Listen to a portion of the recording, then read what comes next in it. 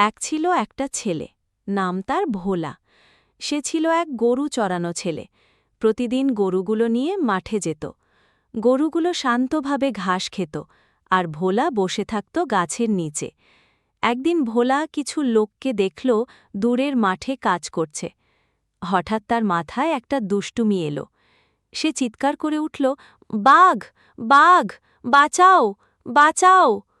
চাষিরা দৌড়ে এলো তাকে বাঁচাতে, কিন্তু কোথাও কোনো বাঘ নেই। ভোলা হেসে বলল, হা হা হা, তোমরা তো ভয় পেয়ে দৌড়ে এলে।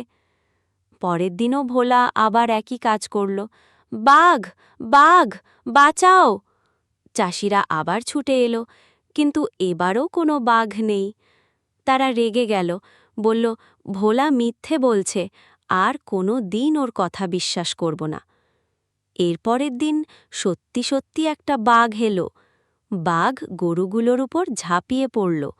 ভোলা ভয় পেয়ে চিৎকার করল, বাঘ, বাঘ, বাঁচাও, কেউ আমাকে বাঁচাও! কিন্তু এবার কেউ এলো না, কারণ সবাই ভেবেছিল ভোলা আবার মিথ্যে বলছে।